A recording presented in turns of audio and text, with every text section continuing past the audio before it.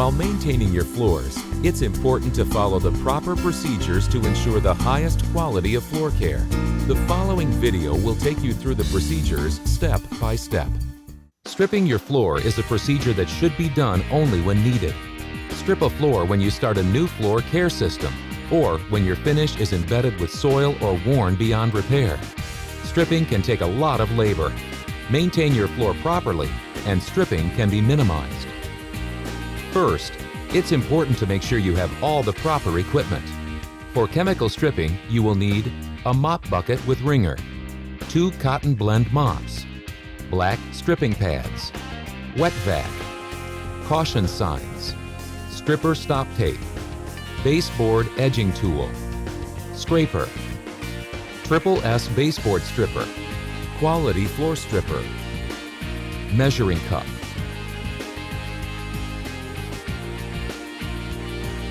single disc rotary floor machine, 175 to 300 RPM or auto scrubber, goggles, gloves, squeegee with handle. Prior to any floor maintenance procedure, it is important to prep the area. This includes removing any furniture, vacuuming and removing mats, and removing any stickers or gum, putting caution signs in place, and dust mopping. Tape all doorways to prevent solution from seeping into adjoining areas. Before using any chemicals, wear protective glasses and gloves. Read the label on all chemicals and take the recommended safety precautions. For additional information, read the product MSDS and prepare solution. To get buildup around edges, use Triple S baseboard stripper. Spray on and let it work for a few minutes. If buildup is heavy, use a baseboard scrubbing pad with a handle to help with removal. Don't use brown or black pads on vinyl or rubber baseboards as they are too aggressive and can scratch vinyl or rubber surfaces. Wipe the baseboard clean and then rinse it with clean water using a damp mop or wet cloth. Apply stripping solution liberally to a 10-foot by 10-foot area. Place the mop in the bucket and allow the mop to become fully saturated. Do not wring out the mop. Let the chemical do as much of the work as possible. Allow the solution to stand and dwell according to the label instructions, typically 10 minutes. Do not let the floor dry. Apply more solution to areas that start to dry out. For edges and corners, use a baseboard edging tool. A floor scraper may be needed for excessive buildup. Once the floor edges have been scraped, begin machine stripping with a black or high productivity strip pad. Pass over an area 4 times overlapping with each pass. Stripper slurry is very slippery. Walk in areas where you have scrubbed. It will be less slippery in those spots.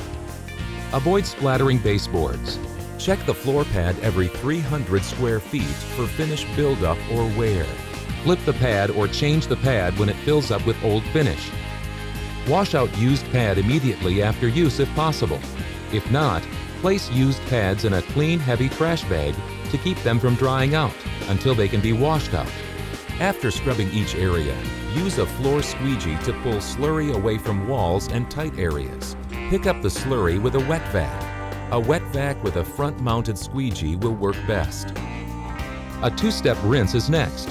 Removing stripper residue is important before applying floor finish. If you don't remove the stripper residue, you may have problems with the floor finish adhering to the floor. The first rinse is a flood rinse of clean water, liberally applied to the area. Use a clean mop for this step. Do not use the mop that was used to apply floor stripper. Pick up water and finish residue with a wet vac or clean mop and clean water. The final rinse is a clear water damp mop. With a bucket of clean water and clean mop, damp mop the floor. This can also be done with an automatic scrubbing machine and a blue scrub pad. Allow floor to dry. Air moving machines may be used to speed drying process. Final inspection.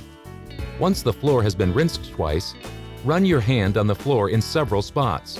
If you feel a chalky residue on your hand, rinse again until the residue disappears.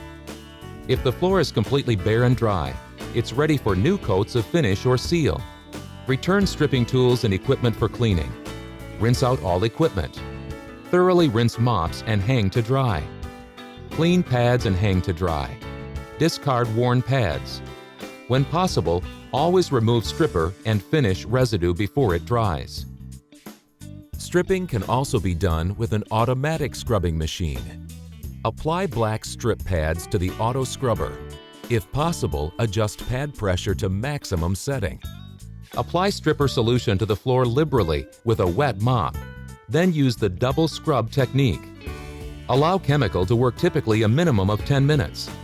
Floors with heavy finish buildup may require longer dwell times. Scrub the floor walking at a slow pace.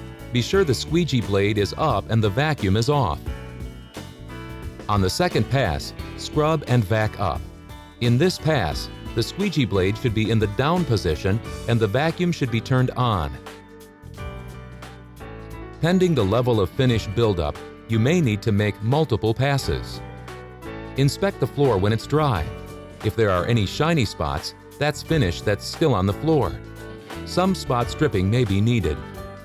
When the floor is completely bare and dry, it's ready for new coats of seal or finish. Immediately clean up equipment at the conclusion of the procedure. All buckets and wringers must be thoroughly washed and rinsed. All mops must be thoroughly rinsed and hung to dry. All other equipment is either washed or wiped down and stored in the proper location. When you are finished, wash hands and dry thoroughly.